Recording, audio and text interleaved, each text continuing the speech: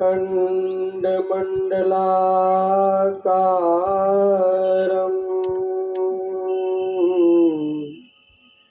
व्याप्तं येन चराचरम्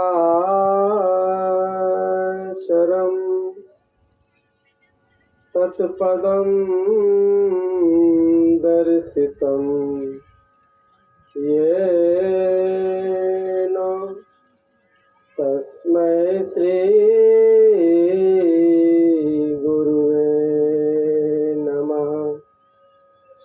परम गुरुवे नमः। परात्पर गुरुवे नमः। परमात्मा गुरुवे नमः। आत्मा गुरुवे नमः। आदि गुरुदेव अनादि गुरुदेव अनंत गुरुदेव अखिल गुरुदेव चरण गुरुदेव शरण गुरुदेव श्री गुरु महाराज चरणारविंद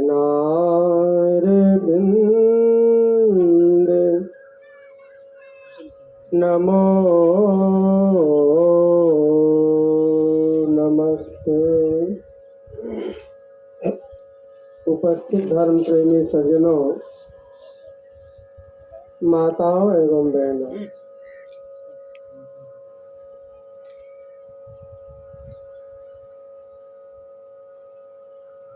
धर्म की बहुत तरह से परिभाषा की जाती है।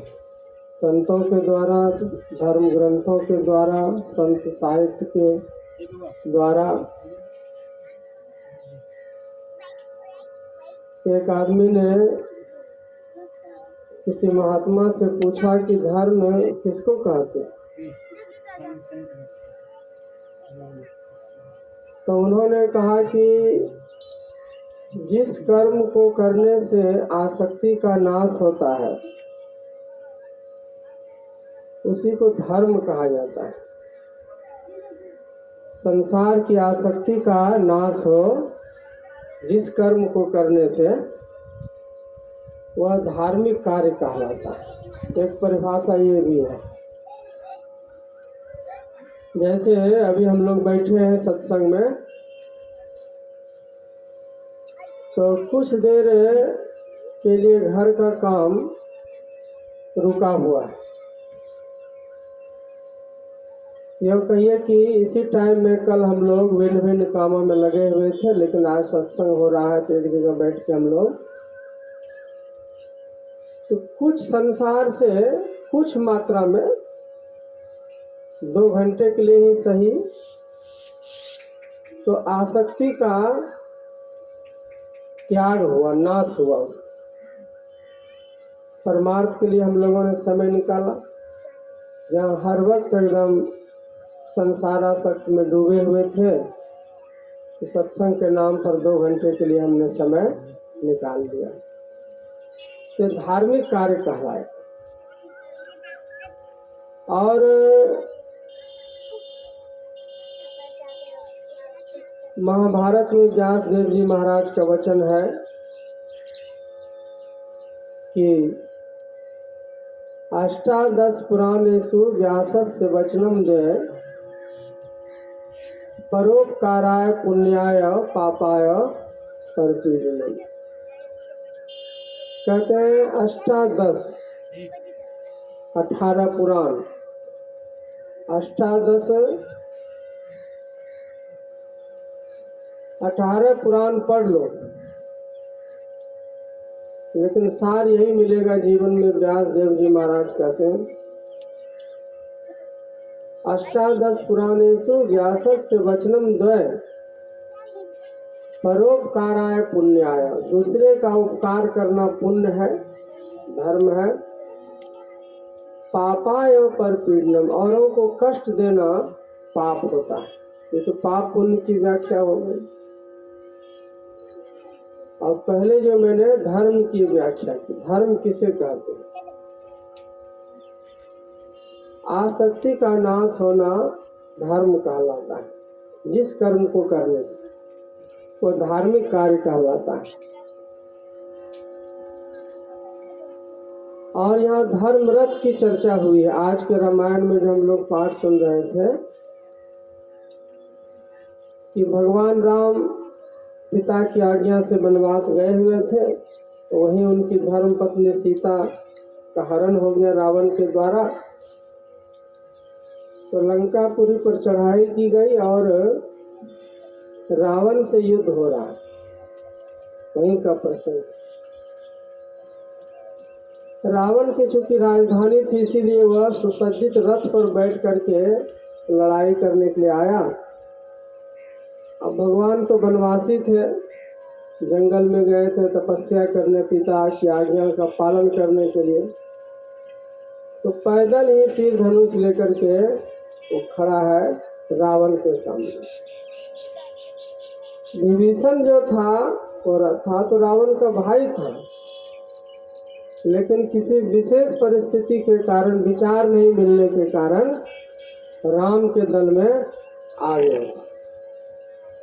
जैसे राजनीति में विचार नहीं मिलता है तो कैसे लोग दल बदल लेता है तुरंत। जरा सा विचार की अनमेलता हुई, कोई पार्टी में है कोई पार्टी में चला जाता। था तो रिलेशन में ही, लेकिन विचार नहीं मिला तो राम के दल में आ गए। अब जो जिस दल में रहता है उस दल में काम भी करता है। जैसे राजनीति में जो पार्टी में चला जाता है सोचता हमारा पार्टी प्रोग्रेस करे, विजय हासिल करे, तो उसको लाभ मिलेगा। राजनीतिक लाभ भी होता है, बहुत तरह से आर्थिक फायदे भी होते हैं। तो विभीषण जब राम के दल में आ गया तब उनकी भी सोच वैसी हो गई कि भगवान की जीत इस युद्ध में इसी तरह होनी चाहिए। जीतेंगे कैसे? उनका जो प्रतिद्वंदी है भाई रावण है, वो तो बड़ा प्रतापी है, क्योंकि उनका घर है, उनकी राजधानी है, बड़ा सुंदर रथ पर बैठ के आया है। और इनके जो दल के नेता है राम है, प्रतिद्वंदी है विभीषण का, वो साधारण वनवासी है, तो पैदल ही धरती पर खड़ा होकर के लड़ाई कर रहा। तो विभीषण अधीर हो गया, कहा कि प्रभु आप ऐसे बलवान शत्रु से, ना आपके पास रथ है, ना आपके पास घोड़ा है, ना कोई सारथी है, पैदल ही खड़े लड़ाई में आप करने के लिए तैयार हो गए। तो ऐसे बलवान शत्रु जो मेरा भाई है रावण, उनको कैसे परास्त करिएगा, उसको कैसे जीत हासिल कीजिएगा? तब भगवान राम ने आध्यात्मिक व्याख्या की। उन्होंने कहा कि देखिए, रथ योद्धाओं के लिए ठीक है कि एक योद्धा अगर रथ पर बैठ के लड़ाई कर रहा है तो दूसरे योद्धा को भी होना चाहिए, तो बात सही है। बराबर होने से मनोबल ऊंचा रहता है लड़ाई करने में, चाहे वो बाद में हार भी जाए उससे कोई फर्क नहीं। जितनी सेना उधर है इतनी सेना इधर भी है, तो हिम्मत बना रहता है। लेकिन मैं जो तुमको एक बात बताना चाह रहा हूँ, यह दुनियावी रथ जो है वह केवल बाहरी शत्रु को ही परास्त कर सकता है। उस पर बैठ कर लड़ाई करने से वह परास्त करने में सहयोग कर सकता है। लेकिन जो हमारे अंदर में जो सबसे बड़ा जो बलवान शत्रु है कौन है? वह है मन। मन एक रावण के समान है, वो हमेशा उदंड और गलत काम करते रहता है। बुद्ध ने कहा है कि आपका अपना मन ही शत्रु है और मन ही आपका मित्र भी है। जिस दिन वह बुरे कामों में लग जाता है और आपसे बुरे काम करवा देता है, तो वह आपके साथ शत्रु के जैसा व्यवहार करता है। और वही मन जब आपको अच्छा काम करा देता है, जैसे अभी हम लोग देखिए सत्संग में बैठे, तो माने हैं वो जो कहा कि नहीं बाबा आए हैं राजगीर से तो कुछ विचार सुनने के लिए जाना चाहिए, और यही मन कहाँ कहाँ भी पहुंचा देता है, किसी को ताल गाछ पर भी चढ़ा देता है। मने है हर काम करा देता है। तो जिस समय मन आपको अच्छी जगह में ले गया हो, अच्छा काम करवा दिया, तो वह मित्र का काम कर रहा है, वो आपका परम मित्र है। याद रखिएगा, मन साधारण मित्र नहीं है।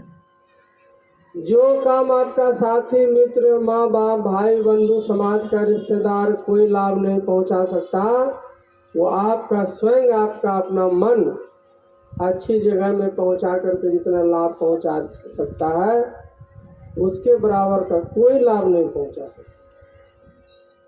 संसारिक आदमी क्या लाभ पहुंचाएगा? मान लीजिए कोई धन दे देगा, तो धन तो आज न कल खत्म हो जाएगा। कोई और मुसीबत में, बीमारी में, दुर्घटना में, कोई चीज में मदद कर देता है तो लोग उसको याद करता है और उससे लाभ मिलता है, तो सांसारिक लाभ ही मिलता है। लेकिन मन अगर सत्संग में आपको लेकर के पहुंचा दिया तब तो केवल सांसारिक लाभ नहीं दिला रहा है, और संसार के परे जो आध्यात्मिक लाभ है वो भी दिला दिया, जो कि कोई आपका भाई बंधु ऐसा काम नहीं कर सकता। और फिर मन आपका दुश्मन भी बन जाता है जब वो गलत कामों को करने के लिए सलाह दे देता है और आपके हाथों से गलत काम करवा बैठता है। तो फिर उतनी हानि आपका कोई दुश्मन से दुश्मन व्यक्ति भी नहीं कर सकता जितना कि आपका मन खुदे आपसे करवा देता है। अरे आदमी कोई कितना बड़ा दुश्मन होगा, क्या करेगा? उसका मार पीट कर देगा, कान कपार फाड़ देगा, यही करेगा, धन चुरा लेगा, उसका जीवन ले सकता है, ज्यादा से ज्यादा यही कर सकता है। दुश्मन कोई घोर दुश्मन बन जाता है तो यही करेगा। तो एक जन्म चला गया, दुश्मनी हो गई, मार दिया, बात खत्म हो, एक जन्म उनका खत्म हो गया। लेकिन मन अगर आपको गलत काम करवा देता है तो एक ही जन्म आपका सिर्फ खराब नहीं होता है। मान लीजिए कि आपका तो एक जन्म खराब हो गया और उसको जो मन ने मर्डर करवाने की स्थिति तक पहुंचा दिया, जिस व्यक्ति को, दूसरे प्रतिद्वंदी को, जिसको मारा तो उसका एक जन्म खराब हुआ, और जिसने मारा उसका कई जन्म खराब हुआ। कैसे? मन ने एक बार मर्डर करवा दिया, उसको बदला लेने के लिए उसको कई बार बार जन्म लेना पड़ेगा उसको। तो कई जन्म खराब हुआ तो कोई घोर दुश्मन से दुश्मन व्यक्ति भी एक जन्म ही खराब कर सकता है, लेकिन गलत रास्ते पर लगा हुआ मन आपको कई जन्मों तक खराब रास्ते पर पहुंचा सकता है, और उसको लेखा देने के लिए, उसका बदला चुकाने के लिए कई जन्म आपको अधोगति में जाना पड़ सकता है। इसीलिए कहा गया है मन ही शत्रु है, मन ही दुश्मन है। तो कहते हैं मन रूपी शत्रु को जीतने के लिए जो हमेशा निगेटिव, नकारात्मक विचारों को सोचते रहता है, ओवर थिंकिंग करते रहता है।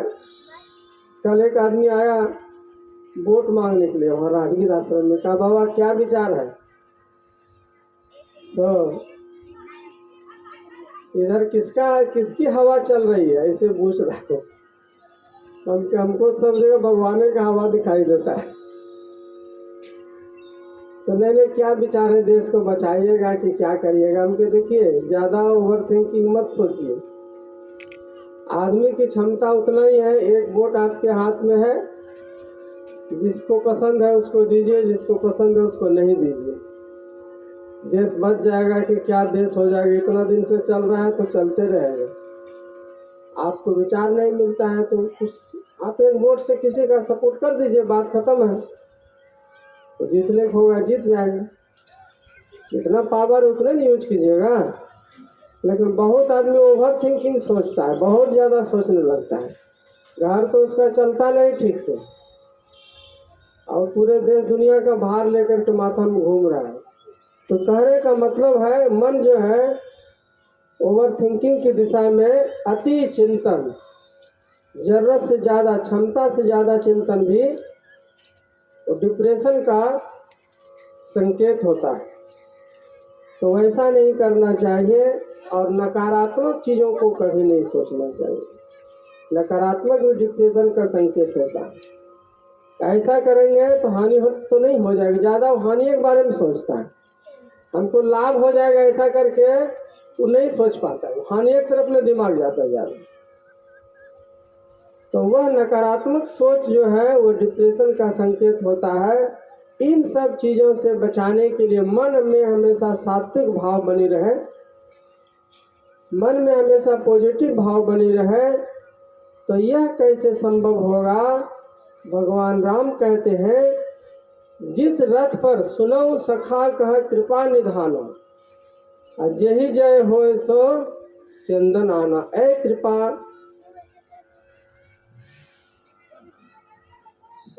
सुनऊ सखा कह कृपा निधाना। कृपा निधान भगवान श्री राम कहते हैं कि ऐ सखा विभीषण, तो सखा कह के संबोधित किया, मित्र ने बना लिया था।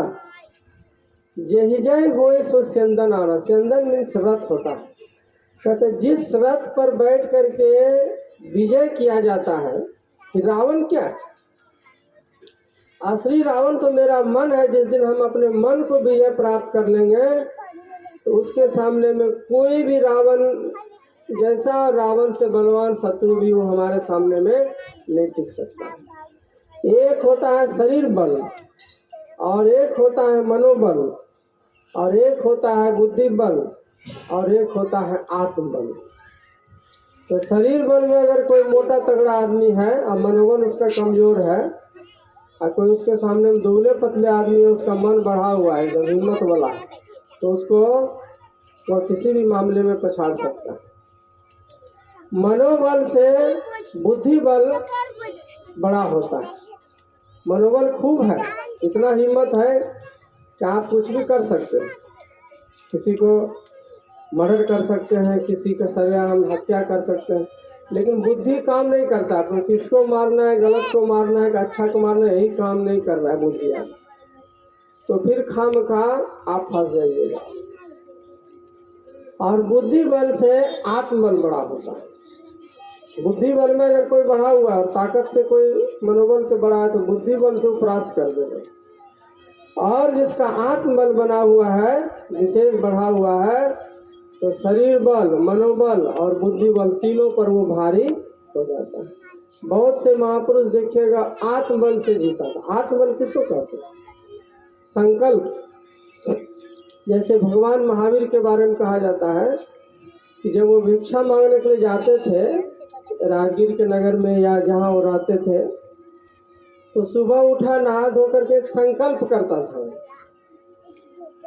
आज ऐसे घर से भिक्षा लूंगा, ऐसा सिचुएशन वाला व्यक्ति हमको इस अवस्था में हो, यही चीज़ हमको खाने के लिए देगा, इतने ही मात्रा में देगा, तब ये लेंगे, और नहीं तो नहीं लेंगे भिक्षा।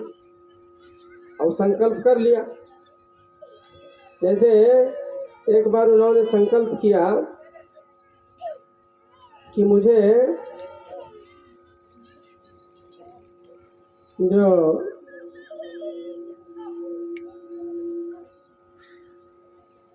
मूंग के जो फलियां होती है ना, जो हम लोग खेतों से तोड़ के लाते हैं, तो दाना नहीं निकला होता, बाली के रूप में रहता है, फिर पकता है तो दाना भी निकालते हैं उसका। तो वह अगर कोई स्त्री हमको भिक्षा में दे और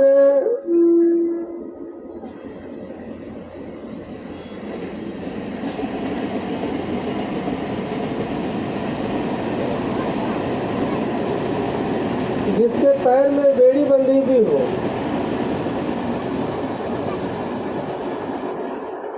और आंखों से आंसू आ रही हो, तभी मैं आज भिक्षा ग्रहण करूंगा, नहीं तो कुछ भी नहीं खाऊंगा। अब महात्मा आदमी है, घर में नहा धो करके भिक्षा पात्र लेकर ही मने मने सोच लिया हूँ कि मूंग के उपले मिलेंगे, और जो स्त्री देगी तो वो बिल्कुल सजी धजी होनी चाहिए, और सजी धजी होने के बावजूद उसके पैर में बेड़ी बंधी हुई होनी चाहिए, और बेड़ी बंदी होने के बावजूद उनकी आंखों में आंसू होने चाहिए। कितना शर्त हो गया। कोई भिक्षा भी देना चाहेगा तो पहले उनके मन की बात को जानेगा, तब ना कि भगवान क्या सोच करके आज निकले हैं, कैसे व्यक्ति का हाथ का भिक्षा लेंगे। तो कोई नहीं जान रहा, साधारण आदमी, और मने मन सोच लिया।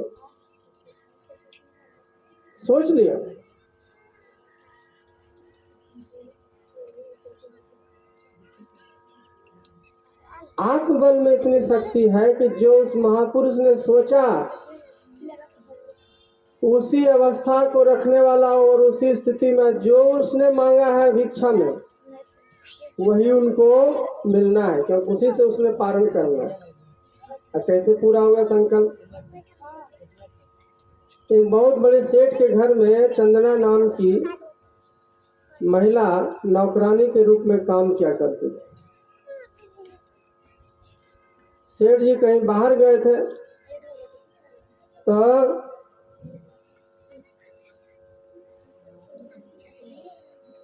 जो सेठानी थी तो उस पर वो हमेशा संदेह की नजर से देखा करती। किसके ऊपर? नौकरानी के ऊपर में। लेकिन सेठ जी के रहते कुछ बोल नहीं पाती थी। सेठ जी जो बाहर गए ना तो उसको क्या किया,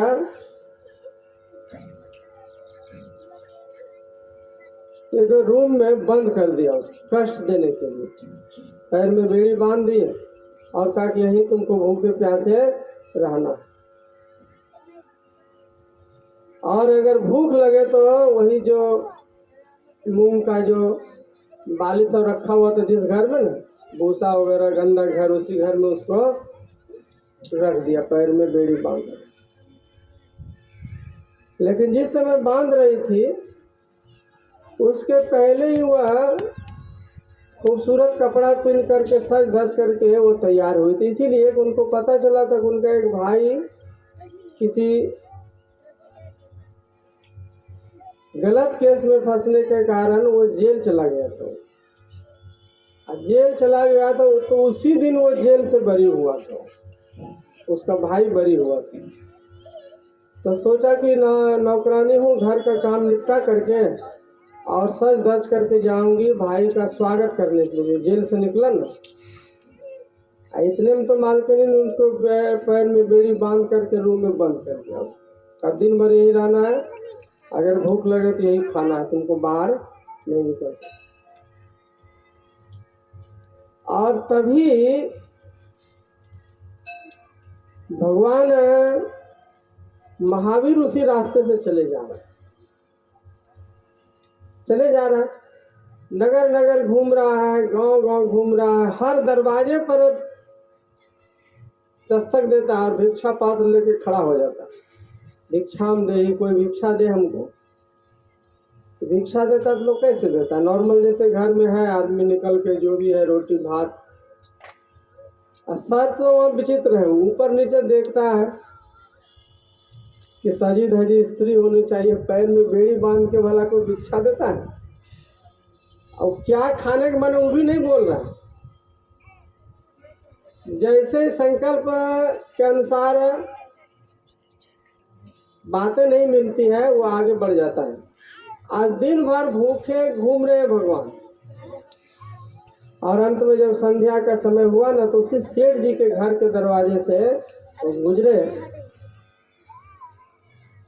तो उसके मन में हुआ कि एक तो हमारा खुशी का दिन था, भाई साहब आए थे जेल से तो उसका स्वागत करने के लिए, आरती उतारने के लिए जाना चाहिए था।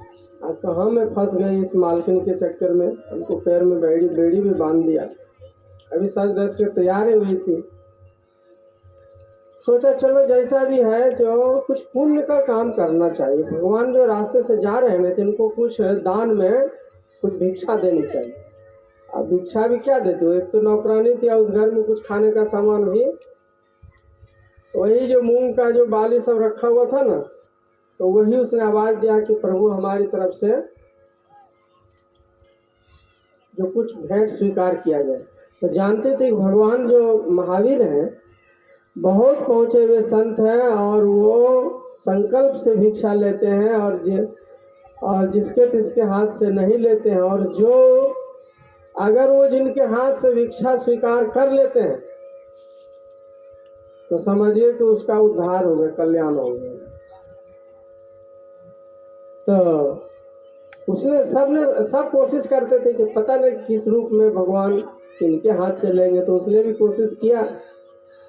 तो थोड़ा सा अंदर में सूप से वो या हथेली से ले करके, तो भगवान ने देखा कि 2-3 गो शर्त तो पूरी हो गई, लेकिन एक गो शर्त अभी भी बाकी है। सजी धजी स्त्री के हाथ से चाहिए, मूंग के उपले चाहिए, और पैर में बेड़ी बंधी हुई स्त्री हमको भिक्षा देगी तो उसी के हाथ से हमको लेना। लेकिन आखिरी जो शर्त था ना, कि ऐसी अवस्था में उनके आंख से आंसू बहाना चाहिए, तभी मैं भिक्षा लूंगा। तो इधर तो 3 गो शर्त पूरा हो गया था, जो कि दिन भर में किसी के घर में एक भी शर्त पूरा, यहाँ 3 गो शर्त पूरा हो गया, आखिरी शर्त बाकी है। अगर उनके आंख में आंसू आ जाए तब तो आज भगवान पारण करेंगे, भिक्षा उनका लिया उनको मिल जाएगा और वो भोजन करेंगे, और जिनके हाथ से भिक्षा ले लेंगे उनका भी उद्धार होना है। तो भगवान ने देखा कि पैर में बेड़ी है, सजी धजी स्त्री है, मूंग के उपले हैं, लेकिन अभी इनके आंख में आंसू नहीं, चौथा शर्त अभी पूरा नहीं हुआ। और यही पात्र तो बढ़ाया और सहोलिया भी देख लिया सब कुछ, लेकिन लास्ट जो वो शर्त बाकी रह गया ना, तो पात्र आगे बढ़ाने के बाद फिर समेट करके आगे बढ़ गए। और जैसे ही आगे बढ़ा तो सचमुच वो स्त्री रोने लग गई है, सोच करके कि मैं कितनी अभागिन हूँ कि एक तो भाई के स्वागत में भी नहीं जा सकी, और मन में कोई अच्छा विचार आया दान पुण्य करने का तो वो भी भगवान स्वीकार नहीं किए। यही सोच के वो रोने लगी है। और जैसे ही रोने लग गई तो भगवान ने मुड़ के देखा और तुरंत आकर के भिक्षा पात्र आगे में किया, और जो भी मूंग के उपले थे उन्होंने सहज स्वीकार किया। कहते हैं कि वह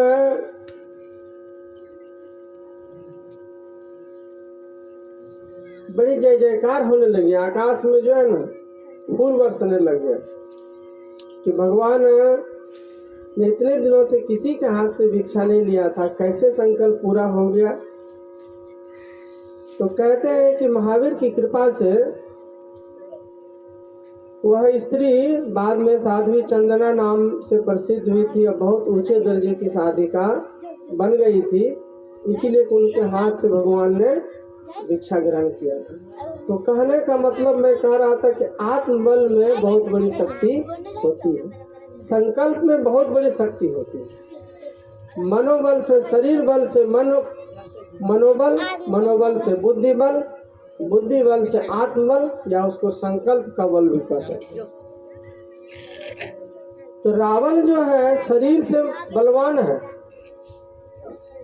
मन भी बहुत बढ़ा हुआ है, अकल भी बहुत है, आत्मबल नहीं है, इसीलिए वह हीन भावना उसके मन में है, खोटा कर्म किया है, पराई स्त्री का अपहरण किया है, इसीलिए उसका जो आत्मबल है उसका लेयर बहुत गिरा हुआ है।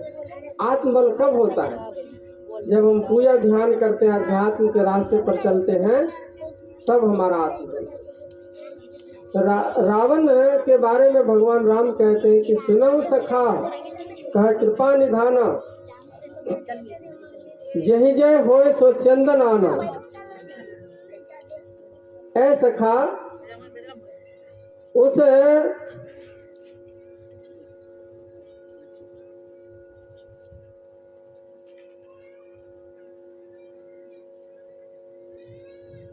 जिस रथ पर बैठ करके मन रूपी शत्रु को जीता जाता है वह तो कोई और ही रथ, वह है धर्म रूपी रथ। और धर्म रूपी रथ क्या है? इस शरीर को भी रथ कहा गया, शास्त्र में, धर्म शास्त्र में पढ़िएगा तो शरीर को रथ कहा गया। तो रथ में ये मन जो है, इंद्रियां जो है घोड़े के समान, आँख कान नाक जिह्वा ये सब जो है इंद्रियां है घोड़े के समान है। अब मन है लगाम, रथ को चलाने के लिए लगाम की जरूरत होती है ना। अब बुद्धि है सारथी, लगाम को कौन पकड़ेगा? सारथी, मन को बुद्धि पकड़ेगा। जैसे बुद्धि, मन में तो बहुत विचार आता है, तो बुद्धि कहेगी कि नहीं, ये निगेटिव विचार है, ये तुमको जीवन में धारण नहीं करना, तो लगाम लगा दो। इंद्रियां घोड़े के समान उछली भ्रमण करती है, इसीलिए शरीर को भी रथ कहा गया। तो एक तो नॉर्मली रथ है, ये सारथी कौन है? रथी। रथी कौन है? मालिक कौन रथ पर बैठने वाला? वह स्वयं है, आपकी आत्मा है, वही शरीर रूपी रथ में विराजमान। तो नॉर्मली ये रथ है ये। और अब धर्म रथ की यहाँ पर चर्चा है। तो धर्म रथ क्या है? और शरीर रूपी रथ में जब विशेषण लग जाएगा, विशेषण क्या लगेगा? आध्यात्मिक व्याख्या हो जाएगी तो धर्म रथ बन जाएगा। तो वही आध्यात्मिक व्याख्या की है भगवान कि सौरज धीरज तही रथ चाका। साधना करते हैं हम लोग मन को जीतने के लिए, तो बुद्धि रूपी सारथी से इंद्रियों को और मन को लगाम लगाते हैं। तो रथ में चक्के भी होते हैं। उस आध्यात्मिक रथ का चक्का क्या है? सौरज धीरज, सूरता और धीरता। आप किसी भी सांसारिक काम को कीजिए, उसमें सूरता और धीरता की आवश्यकता होती है। सूरता का मतलब होता है करके रहना है, और धीरता का मतलब होता है जितना वक्त लगे। अगर आपने ठान लिया तो आधा काम वहीं पर हो गया। सूरता मतलब होता है निश्चय शक्ति। जैसे दशरथ मांझी ने ठान लिया कि गहलोत की पहाड़ी को तोड़ना, माउंटेन मैन दशरथ मांझी ने ठान लिया, उसको पर्वत पुरुष कहा जाता है।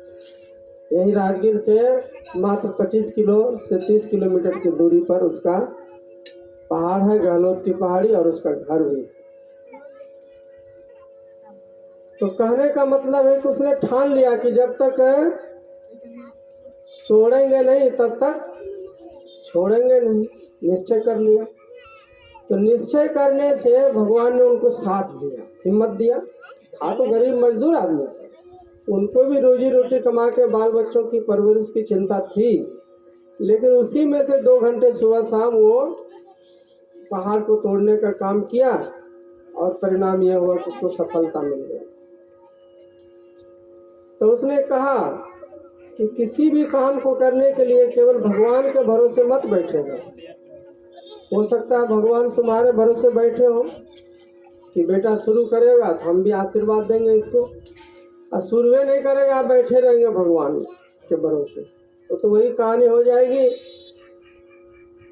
जो हनुमान जी के भक्त थे, तो उनकी बैलगाड़ी कीचड़ में फंस गई, तो बैलगाड़ी से उतर कर किनारे में, रोड किनारे बैठ करके तो पूरा गीत गा रहा है, जय हनुमान ज्ञान गुण सागर, कि हे प्रभु मैं आपका भक्त हूँ और मेरी बैलगाड़ी फंस गई है, सो आप निकाल दीजिए। आप हनुमान जी ने सुना, कहा विचित्र भक्त है, ये तो बैलगाड़ी से उतर करके कहता है कि खाली हमरे भरोसे में कि भगवान ने इनका पार कर दिया, कैसे कहीं पार होगा। तो उसको शिक्षा देने के लिए हनुमान जी प्रकट हो गए, लेकिन आदमी के रूप में प्रकट हुए, और कहा क्या कर रहे हैं? कहा अपना इष्ट हनुमान जी को पुकार रहा हूँ, मेरी बैलगाड़ी देखते नहीं कीचड़ में फंस गई। कहा तो ऐसे कहीं हनुमान जी के भरोसे बैलगाड़ी निकलती है? कहा कैसे निकलेगी? कहा तुम बैठो गाड़ी पर बैठो और भगवान का नाम लो, हनुमान जी का, और जरा बैल का जो पूंछ पकड़ के उसको पुचकारो, मतलब मारो उसको, तो उसमें जोश आएगा, भगवान का नाम लेना। और थोड़ा सा हम भी सहारा कर देते हैं, जब आ ही गए तो पूरा आदमी, तो हनुमान जी थे ही, जरा सा हाथ लगाया, बैलगाड़ी आराम से निकल गई। तो कहने का मतलब था कि उसने भाग्य के साथ, सिमरन भजन के साथ पुरुषार्थ को भी महत्व दिया। खुद कर्म करोगे तब ना। बैलगाड़ी रहोगे इधर, अगर अकेले बैलगाड़ी चलने लग जाए, हनुमान कृपा से दौड़ने लग जाए तो आदमियों ने छूट जाएगा। तो बेहतर है कि पुरुषार्थ भी कीजिए और भगवान का नाम भी। तो सूरता और धीरता, उसी को सूरता कहा जाता है। हिम्मते मर्दे मदद ए खुदा, कहते हिम्मत, अगर मर्द किसी काम को करने के लिए हिम्मत कर ले तो उसको खुदा मदद करने लग जाता है। जिस टाइम आप निश्चय कर लेते किसी काम को करने का, उसी टाइम आधी सफलता आपको मिल जाती। लेकिन निश्चय पक्का होता हो, ढुलमुल रवैया वाला नहीं कि होगा कि नहीं होगा। निश्चय पक्का, ऐसा निश्चय कि उसकी जीत एकदम आंखों के सामने में आप देखने लगे तो जीत निश्चित होकर के। और दूसरा है धीरता, थोड़ा पेशेंस भी चाहिए, मतलब सहनशीलता भी चाहिए। उब जाइएगा किसी काम को करने के लिए, चाहे वो संसारिक काम हो, चाहे आध्यात्मिक काम हो, चाहे साधना वाला काम हो। तो सूरता सौरज धीरज तही रथ चाका, सत्यशील दृढ़ ध्वजा पताका। सत्यता उस रथ के चक्के हैं, सूरता और धीरता धर्म रूपी रथ के चक्के हैं। धर्म रूपी रथ पर जो सवार हो जाता है, मतलब पूर्ण रूप में अगर धार्मिक बन जाता है तो महाजय संसार, संसार में उसको कोई नहीं हरा सकता। तो उसका सब कंडीशन बतलाया कि सत्यता और शीलता उसके ध्वजा होते हैं, पताका। जैसे किसी रथ के ऊपर में देखिएगा पताका लहराता है। तो सत्यता आपके जीवन में अगर सच्चाई है, और शीलता, शीलता मतलब बूझते हैं सदाचार, सत्यता और शीलता रूपी पताका अगर आपके जीवन में है तो आप समझिए कितना आगे बढ़िएगा, कितना महान बनिएगा। आपको खुद नहीं मालूम होगा कि आप कितना आगे बढ़ सकते। कई बार आदमी कर्म करता है, उसको खुद नहीं मालूम होता कि हम कितना महान बन जाए, लेकिन सच के रास्ते पर चल रहा है तो यह गुण उसके जीवन में घटित होकर के ही रहेगा,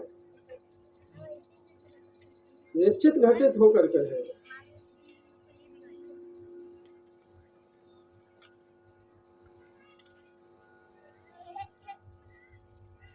कवच अभेद विप्र गुरु पूजा, एक लाइन उसमें आया चौपाई। कवच अभेद, कवच होता है ना कुंडल कवच, जैसे कर्ण जो है कुंडल कवच लेकर के जन्म लिया था सुरक्षा के लिए। उसके पिता ने देवता की तरफ से मिला था कि युद्ध में।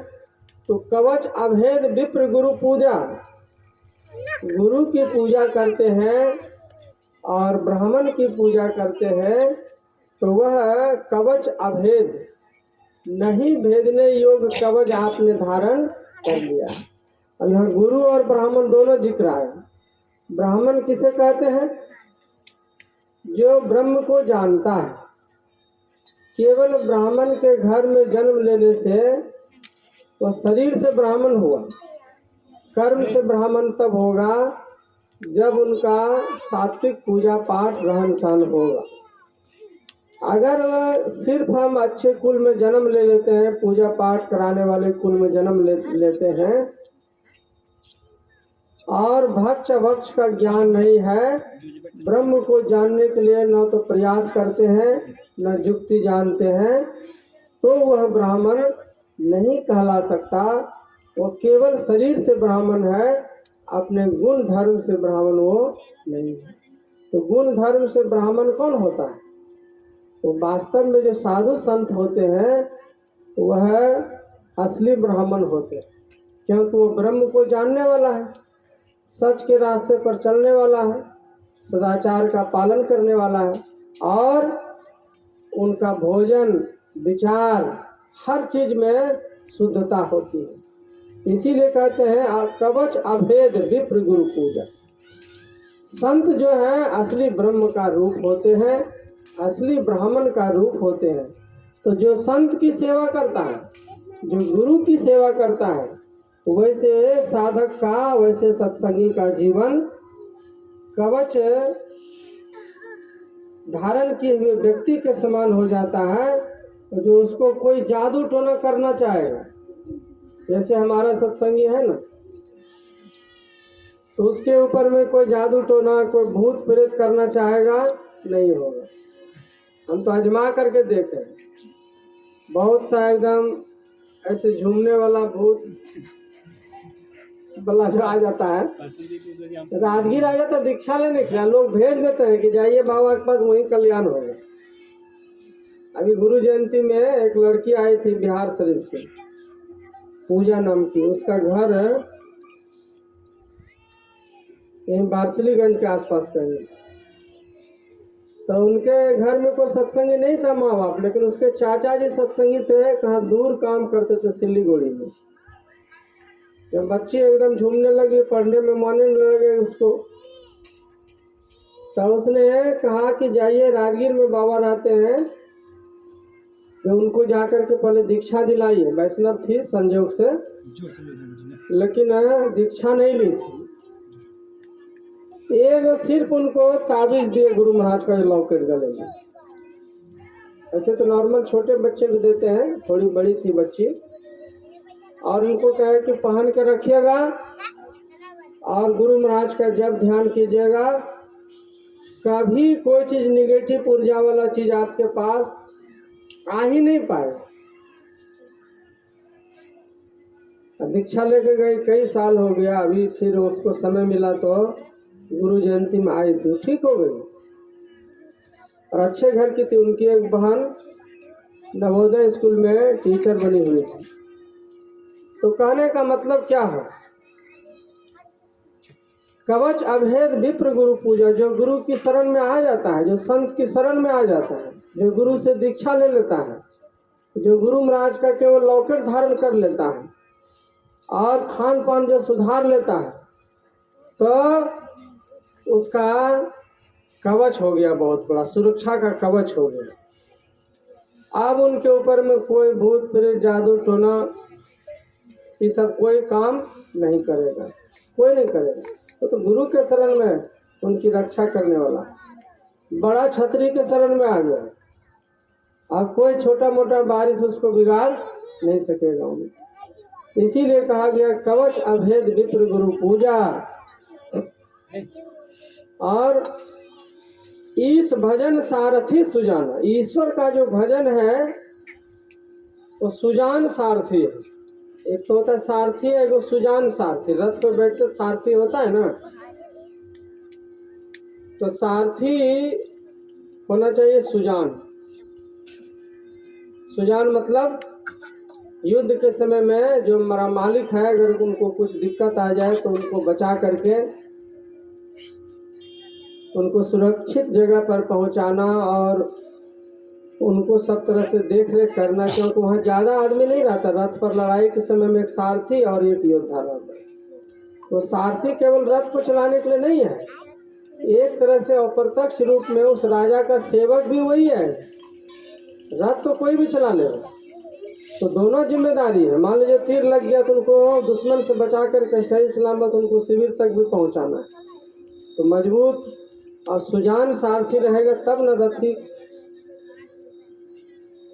को बचा सकेगा। कितना सुजान चाहिए, बहुत ज्यादा, रथी से भी, मालिक से भी ज्यादा बुद्धिमान चाहिए। क्योंकि दुश्मन जो वार करता है तो केवल मालिक को नहीं करता, रथी को भी, जो सारथी है उसको भी करता है। क्यों करता है जान कर, एक तो पहले आगे में बैठा है, उसको ज्यादा तीर लगने की संभावना है, और जान के भी उसको मार देता है, क्योंकि संभालने वाला नहीं रहेगा तो रथ इधर उधर भागेगा तो अपने मनोबल गिर जाएगा। तो उधर रथ को भी संभाल रहा है और आड़ा तिरछा करके तीर भी कोई आ गया तो उससे भी बच रहा है। महाभारत के युद्ध में भगवान कृष्ण बने थे सारथी, किनका जानते हैं? अर्जुन का सारथी बने। ईश भजन सारथी सुजाना। कहते ईश्वर का जो भजन करते हैं मजबूत सारथी है, और उसका खुद ईश्वर ही सारथी बन करके बैठा था। परिणाम क्या हुआ? मालिक को जिता दिया, अर्थात अर्जुन को जिता दिया उसने। ऐसा सारथी मिल जाए, ईश्वर भजन वाला सारथी मिल जाए, ईश्वर की कृपा रूपी सारथी अगर आपके साथ में है तो दुनिया में आपको कोई नहीं हरा सकता है। तो अर्जुन ने जान करके कृष्ण को सारथी बनाया। जब महाभारत का युद्ध होने वाला था ना, तो दोनों गया था मांगने के लिए, दुर्योधन और अर्जुन कृष्ण से मदद मांगने के लिए। दोपहर का समय, गर्मी का दिन, भगवान विश्राम कर रहे थे। रिश्तेदार होने के कारण किसी ने नहीं रोका, कहा भगवान से मिलना है, कहा जाइए अभी तो विश्राम का समय है, लेकिन आपको रोक नहीं सकता हूँ। तो दुर्योधन जो गया था रथ में बैठ करके गया था, और अर्जुन जो गया था मदद मांगने के लिए तो पैदल गया था। तो जिनसे कोई चीज मांगनी होती है तो विनम्रता के साथ उनके पास जाना होता है। लेकिन संजोग ऐसा हुआ था कि रथ से जो गया तो वही पहले पहुंच गया, अर्जुन को हो गई जाने में लेट। तो वहां जब गया तो क्या देखता है कि भगवान विश्राम कर रहे हैं और सिंहासन के सिरहाने के पास एक सिंहासन लगा हुआ था। तो इंतजार करना था, सोए हुए व्यक्ति को कैसे उठा दे। एक तो योग योगेश्वर भगवान थे, फिर उनके वरिष्ठ रिश्तेदार थे, फिर उनसे मदद भी मांगना था, तो उनको दिक्कत देना कहीं से भी ठीक नहीं था। तो इंतजार के लिए वे सिरहाने में बैठ गए सिंहासन पे। अर्जुन जब निकला तो पांडवों ने अपना प्रतिनिधि बना करके अर्जुन को भेजा, कहा जाइए कृष्ण रिश्तेदार है, उनके पास बहुत सी सेना है, कुछ मदद मांगनी थी। अब कौरवों ने भेजा था दुर्योधन को। तो क्या देखता है बीच रास्ते में जब गया तो उनको पता चला कि वो रथ में बैठ करके गया, क्यों रथ जो गए थे ना उसका धूल और चक्के का निशान था। ये मने मन सोचता है कि भगवान से तो नियम से पैदल जाना चाहिए, खास करके किसी से कुछ मांगना हो तो विनम्र होगी। तो रथ पर बैठ करके एकदम राजशाही ठाट बाट में गया। तो गया तो जरूर है, तो जिसको चलने के लिए नहीं आया ठीक से कैसे चलना चाहिए, तो वो उसको बैठने के लिए भी नहीं आएगा, और जिसको बैठने के लिए नहीं आया तो उसको बोलने के लिए क्या है। तो वहां जाकर के देखा तो सही में उस सिरहाने के पास बैठा हुआ था, पूरा शान से। अर्जुन ने देखा कि भगवान लेटे हुए थे, दास भाव में चरण के पास ऐसे हाथ जोड़ के खड़ा है, बैठा भी नहीं है। काम न है भगवान से आशीर्वाद लेना है, उनकी सहायता लेनी है। तो दास भाव में कि कब नींद टूटे तो जैसे आंखें खुली ना, तो जो सामने में रहेगा पहले उसी पर न नजर पड़ेगा। सिरहाना में कौन बैठा है तो मुड़ेगा आदमी तब न देखे, तो पहले अर्जुने पर नजर पड़ेगी। तो कहा कि कहो अर्जुन कैसे आना हुआ। तब ये उत्तपाक से बोलता, कहता है कि प्रभु पहले तो हम आए, कहो आप भी आए हैं। तो कहा घुमा करके देखा मुँह, कहा कैसे आना हुआ। सिर हिला करके देखा पीछे करके, तो दोनों ने अपनी अपनी राय रखी कि महाभारत का युद्ध होने वाला है और हम लोग सहायता के लिए आए। तो भगवान ने कहा कि देखिए हमको मालूम था कि आप दोनों जरूर आइएगा, इसीलिए हम पहले से कुछ सोच कर रखे थे कि किनको क्या सहायता करनी है, वो सुना देते हैं। एक तरफ 18 अक्षौणी सेना रहेगी, तीर कमान भाला हथियार सबके साथ रहेगा, युद्ध में लड़ाई करेगा। और एक तरफ मैं अकेला रहूंगा, न हथियार उठाऊंगा, न लड़ाई करूंगा, न कुछ नहीं करूंगा। अब दोनों में जिसको जो लेना है ले लीजिए, लेकिन नियम से अर्जुन छोटा है, छोटे आदमी को पहले चीज दिया जाता है, और उसको मैंने पहले देखा भी है, इस लिहाज से पहले अर्जुन को मैं लेने के लिए कहता हूँ। तो दुर्योधन सोच रहा है कि बंटवारा तो बड़ा बढ़िया हुआ, कहीं 18 अक्षौणी सेना ले लिया, मिल गया मौका पहले अर्जुन को, और कहीं वो 18 अक्षौणी सेना ले लिया, तब तो हम फेर में पड़ जाएंगे। कहता है हम लड़ाई नहीं करेंगे, न कोई हथियार उठाएंगे, तो इसको रख के हम करेंगे क्या? फिर इसका स्वभाव भी ऐसा है, एक दूसरे को लड़ाते रहेगा बैठे बैठे। तो ये मने मन सोच रहा है। अर्जुन सोच रहा है कि बंटवारा तो भगवान बढ़िया किए, और कहीं उसको पहला मौका अगर दुर्योधन को मिल गया और कहीं वो भगवान को ले लिया तो हम तो बेकार हो जाएंगे, बेकार मारे चले जाएंगे। तो जैसे कहा कि अर्जुन को पहले मौका मिलता है, जैसे किसी का प्राण निकलने वाला हो, तुरंत उसने कहा कि प्रभु तब आपको लिया, मैंने चुन लिया। उधर दुर्योधन बड़ा खुश हुआ, कहा कि ठीक है आप उन्हीं को रखिए, हमको दे दीजिए 18 अक्षौणी सेना। वही चाह ही रहा था, वो 18 अक्षौणी सेना लेकर के चला गया। तब कृष्ण ने अर्जुन से पूछा कि अर्जुन तुमने कितना बड़ा गलती कर दिया, तुमको छोटा समझ करके हमने पहला मौका दिया, तो तुमको तो 18 अक्षौणी सेना लेनी चाहिए, कितनी बड़ी गलती कर दी। क्या प्रभु आप हमारी परीक्षा ले रहे हैं? इसमें परीक्षा क्या बात है कि हम पहले बोल दिए कोई लड़ाई नहीं करेंगे, कोई हथियार नहीं उठाएंगे, हमको लेके तुम करेगा क्या? क्या करेंगे? अरे अपने जीवन की डोर को आपको सौंप देंगे, हम निश्चिंत होकर के खाली निमित्त होकर के लड़ाई करेंगे, असली हार जीत दिलाने वाला भगवान। और वही हुआ। पूर्ण विश्वास के साथ जब भगवान को कहा क्या करिएगा, कहा क्या करेंगे हम, कहा चलो कुछ नहीं होता, तुम्हारा रथ चला देते। अब जिसके रथ पर भगवान बैठे उनका भला कुछ हो सकता है? और अर्जुन का जो मुख्य प्रतिद्वंदी था उसका नाम था कर्ण। वह रिश्ते में तो भाई लगते थे, ज्येष्ठ भाई थे, लेकिन परिस्थिति ऐसी थी कि वो कौरव के साथ में चल गया। तो उसके मामा का नाम था शल्य, उनका सारथी बना था। भैगना युद्ध कर रहा है, मामा सारथी। बता चुका हूं कि सारथी को बहुत विश्वासी आदमी को बनाना पड़ता है। तो उधर से उनका सारथी था शल्य और इधर से था अर्जुन का कृष्ण था। एक दिन लड़ाई के मैदान में जाने के वक्त अर्जुन ने पूछ दिया, कहा प्रभु हम दोनों लड़ाई करने के लिए जा रहे हैं, वहाँ तो कुछ भी घटना घट सकती है, आप भी मारे जा सकते हैं, हम भी मारे जा सकते हैं, पहले कुछ भी हो सकता है, अगर हम मर जाएंगे तो आप क्या कीजिएगा? तो कृष्ण ने कहा कि पहले तो मेरे रहते तुम मर नहीं सकता, जिसके रथ पर मैं विराजमान हूँ और उसका मालिक मेरे रहते मर जाए तो असंभव बात। खुदा न करे ऐसा कभी अनहोनी घटना हो गई तो विश्वास करो कि मैं तुम्हारे विछोह को बर्दाश्त नहीं कर सकूंगा।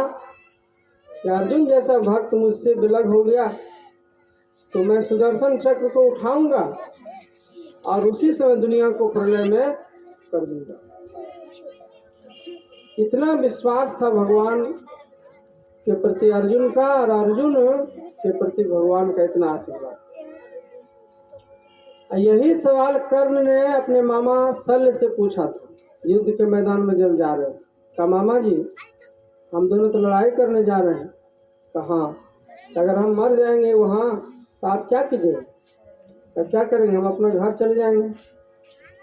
जब मालिके ने कहा, लेकिन भगवान ने ऐसा नहीं कहा, ऐसा हो ही नहीं सकता। और उन्होंने सब कुछ साबित करके दिखाया। तो कहने का मतलब है कि इस भजन सारथी सुजाना, हम लोग जो सुबह उठ करके ईश्वर का स्तुति का गुणगान करते हैं, सब क्षेत्र क्षर परापर, गुरु महाराज का आदेश के अनुसार गुरु का आशीर्वाद मिलता है, भगवान का आशीर्वाद मिलता है। तो धर्म रूपी रथ का सारथी के साथ में हम लोग अपना जीवन गुजारते हैं। तो ऐसे भक्त बनिए, रोज स्तुति विनती कीजिए, रोज गुरु महाराज का जप ध्यान कीजिए, और तभी हम इस महान बलवान जो मन है मन को प्रमथन स्वभाव वाला कहा गया। प्रमथन बुझते हैं, एक ही बात को बार बार सोचते हैं। और मन का क्या स्वभाव है, अगर आपको 100 रुपया कोई दे दे अभी तो उतनी खुशी नहीं होगी जितना कि 10 टका हरा जाने से दिन भर आदमी चिंता में रहता है। सोचता 1000 मिल गया, क्या हुआ, मिल गया, हमारा मेहनत का फल मिल गया। लेकिन 100 टका खो जाता और दिन भर सोचते रहता काहे 100 रुपया खो गया। तो कहने का मतलब है मन प्रमथन स्वभाव का होता है, बार बार चिंतन करते रहता है। इस बलवान शत्रु को केवल गुरु की साधना विधि से आप जीत सकते हैं। यह संत मत का सत्संग है और इसमें यही गुरु दीक्षा में बतलाया जाता है कि कैसे आप साधना करके मन को कंट्रोल कर सकते हैं, मन को अच्छी जगह में लगा सकते हैं। और गुरु दीक्षा हर आदमी को लेना चाहिए, निगरा बनकर किसी को नहीं रहना चाहिए। और गुरु दीक्षा लेने की जो शर्तें हैं, जैसे वैष्णव बनना है, मीट मछली अंडा शराब का त्याग कर देना है, किसी भी तरह का नशे का सेवन नहीं करना है 6 महीने तक, शुरू में और दीक्षा के बाद जीवन भर। तो ऐसे व्यक्ति दीक्षा के अधिकारी होते हैं। 6 महीने का नियम इसीलिए रखा गया है कि 6 महीने में खून पवित्र होता है, हड्डी पवित्र होता है, मांसपेशी पवित्र होता है और मन में विचार में दृढ़ता भी आती है। तो गुरु से दीक्षा लें, घर परिवार बाल बच्चों के बीच रहें, पवित्र कारोबार करें और मन की शांति, गुरु की प्रसन्नता और बाल बच्चों की भलाई के ख्याल से भी माँ बाप को रोज बैठ करके ध्यान करना चाहिए। अगर हम माँ बाप बैठ करके ध्यान करते हैं तो बाल बच्चों पर अच्छा संस्कार बनता है। आखिर इतनी संपत्ति क्यों अर्जित कर रहे हैं, अपने संतान के लिए। और संतान अगर बिगड़ा हुआ निकल जाए तब तो उनको सुधारने के लिए सत्संग की आवश्यकता है और उस सत्संग को स्वयं जीवन में धारण करने की आवश्यकता है।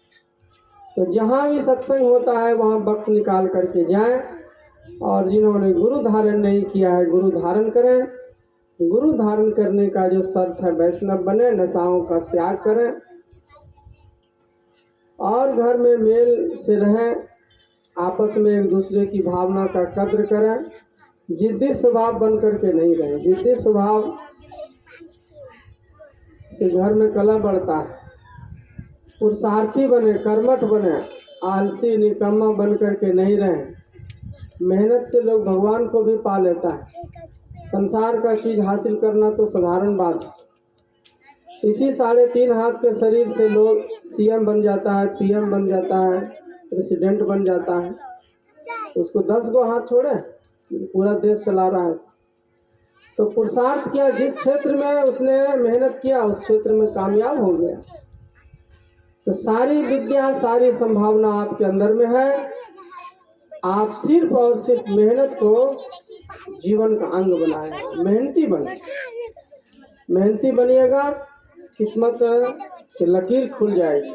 जो लोग पंडित जी को दिखाता है ना, लकीर मेहनत से बनता है, भाग रेखा खुल जाता है। मेहनत नहीं कीजिएगा, बुझा हुआ लकीर बना हुआ भी बुझ जाएगा, वो मिट जाएगा। तो ध्यान में मन लगाने के लिए सदाचार का पालन करें, आपस में मेल से रहें और जहाँ कहीं सत्संग होता है वहाँ जाएं। भोर में उठ करके ध्यान करें, जब नींद टूटती है कुल्ला आचमन करके स्नान करने के बाद बैठें और शाम को थोड़ा देर बैठें। यही सब नियम है। चलते फिरते जप करने की आदत रखें। साइकिल चला रहे हैं, जितना बार पैडल मार रहे हैं उतना बार गुरु महाराज का जप कर रहे हैं। सीढ़ी पर चढ़ रहे हैं, जितना बार धाप पर पैर रख रहे हैं उतना बार गुरु का जप कर रहे हैं। भोजन बना रहे हैं, जितनी बार रोटियां बना रहे हैं उतनी बार गुरु महाराज का जप कर रहे हैं। किसी भी काम को करते हुए भजन करना ये बहुत श्रेष्ठ सिद्धांत। इसी को तुलसीदास जी ने कहा, कर से कर्म करो विधि नाना, असुरत राखो जहाँ कृपा निधान। हाथ से विभिन्न तरह के कर्म कीजिए, लेकिन ख्याल रखिए अपना भगवान के ऊपर में, आपका बेड़ा पार हो जाएगा। यही सब बातों को समझाने के लिए जगह जगह पर संत मत के सत्संग का आयोजन होता है और इसी क्रम में यहाँ एक सीटिंग का और एक दिन का सत्संग जो आशीष जी के पिताजी रामचंद्र साहब उनके घर के शुभ प्रांगण में यहाँ सत्संग हुआ और उनके घर में जो पोते ने जन्म लिया है उनका बंटी का सुपुत्र है। इन सब और सभी बाल बच्चों ने मिल करके, सभी भाइयों ने, सभी घर के मेंबरों ने मिल करके जो यहाँ एक सीटिंग का सत्संग रखा, तो यह कैसा कर्म हुआ? गृहपति के द्वारा कैसा कर्म हुआ? याद रखिएगा, जीवन में लोग बहुत किस्म के कामों को करता है, बहुत तरह के कामों में धन को लगाता है, अपने मन को लगाता है, अपने बुद्धि और विचार को लगाता है। लेकिन याद रखिएगा कि जो कभी भी जीवन में एक बार भी अपने घर में सत्संग करवा लेता है या जाकर के कहीं सत्संग सुन लेता है, उसके बराबर का पुण्य दूसरा और कुछ नहीं हो सकता। बाहरी यज्ञ में, हवन में और कर्म कांड में, पूजा पाठ में आप लाख में करोड़ खर्चा कीजिए, इस सत्संग के नाम पर सीमित मात्रा में ही खर्च कीजिए, लेकिन इसकी बराबरी वो बाहरी यज्ञ हवन नहीं कर सकता। इसीलिए नहीं कर सकता कि बाहरी यज्ञ हवन करने से केवल पर्यावरण शुद्ध होता है और इस ज्ञान यज्ञ से हमारा अंतःकरण शुद्ध होता है। इसकी बहुत बड़ी महिमा शास्त्र में गाई गई है। गीता में भी भगवान कृष्ण ने कहा है कि द्रव्य में यज्ञ से ज्ञान में यज्ञ श्रेष्ठ होता है। तो जितना देर हम लोगों ने प्रवचन सुना है, हम लोगों ने ज्ञान की खेती किया है, ज्ञान को आदर दिया है, ज्ञान को सुनाने वाले को आदर दिया है, जिस संत की वाणी की व्याख्या हुई उनको आदर दिया है। तो ऐसा करके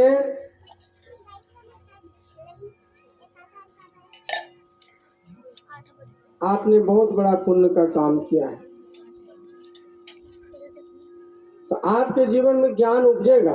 अभी थोड़ा ज्ञान था तो घर का काम छोड़ के देखिए, इतनी गर्मी में छोटे छोटे बाल बच्चे और दूर से महिलाएं आई है, सब यहाँ पर बैठा है। इसीलिए कि इतना ज्ञान था कि सत्संग में जाएंगे तो कुछ न कुछ अच्छा विचार माइंड में आए, इतना ज्ञान था।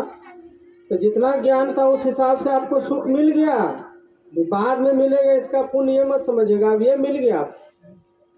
ज्ञान को जब बढ़ा लीजिएगा और ध्यान कर लीजिएगा, गुरु से युक्ति लेकर के साधना कर लीजिएगा, तो यहीं पर बैठे रहिएगा, साधारण रह जाइएगा।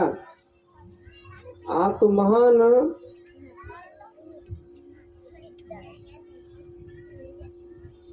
ज्ञान को प्राप्त कर देंगे।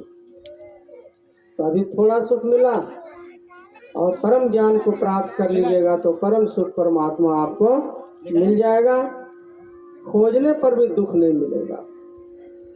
जैसे कोई हिमालय में चला जाए और वहाँ गर्मी खोजे तो कैसे मिलेगा, वहाँ तो बर्फ बर्फ। और कोई धधकती चिता में गिर जाए और शीतलता खोजे तो मिल सकता है? नहीं मिल सकता। तो ऐसे जो सत्संग रूपी शुभ आयोजन को करवाने वाले आयोजक होते हैं वो बहुत भाग्यशाली होते हैं। तो गृहपति ने ऐसा करके बहुत पुण्य का काम किया है। मैं गुरु महाराज से प्रार्थना करता हूँ कि इनकी शुभ भावना पूरी हो और गुरु महाराज का आशीर्वाद भरा हाथ हमेशा